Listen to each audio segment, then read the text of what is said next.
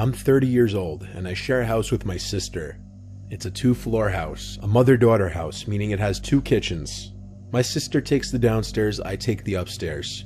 My sister isn't home a lot because she often stays with her boyfriend who lives 20 miles away. Like I said, I'm 30. I shouldn't let being home alone ever freak me out. But, admittedly, sometimes it does. This happened on a night that I was home alone in my living room watching a scary movie. My part of the house is an open layout, so the living room, dining room, and kitchen are all one big space. My couch is in the middle of the space, so as I watch TV on the couch, my back is to a large part of the room behind me. So for those a little more easily spooked, it wouldn't be the most comfortable place to be sitting alone watching a scary movie.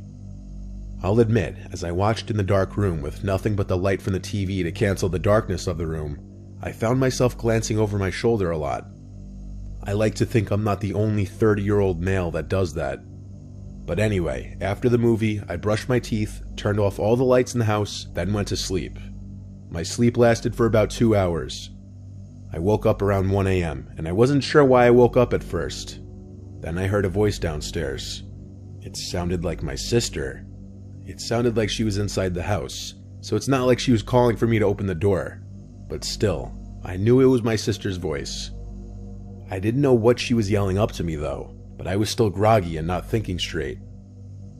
All I could think was that she must have been calling for me, or arguing with her boyfriend. So I got out of bed and went into the pitch black hall. I turned on the hallway lights and then made my way through the living room and heard my sister's voice again from downstairs. Now I could understand her to be saying my name. I made my way downstairs in the dark, yelling back at her, "What is it?" I looked for the light switch in the foyer downstairs, but couldn't find it. I'm not lying when I say I was groggy as hell. I walked down her little hallway towards her kitchen, find a light switch, and flick it on. The light in the kitchen lights up her little apartment, including her living room. The light starts off dim and needs time to brighten up, but I still saw that there was no one down there. Not her, not her boyfriend. I went to her bedroom, but it was empty. I called her name really loudly one time. No one called back, but shortly after I yelled, I heard something drop to the floor in my sister's bedroom, which I had just checked, and it was empty. I went back up the stairs like a little kid and went back to my bed to where my phone was. I tried to call her a few times, but she didn't pick up.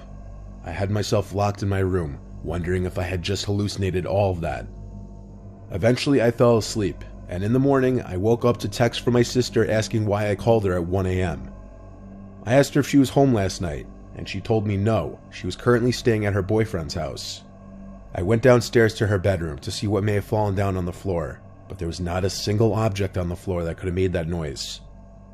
I'm led to believe I hallucinated everything I heard that night, but that's what I want to believe, because the alternative would be much more horrific. But I've never really hallucinated anything else, or had any kind of sleep disorders, so how vividly I heard my sister's voice, and that sound in her room, really freaks me out.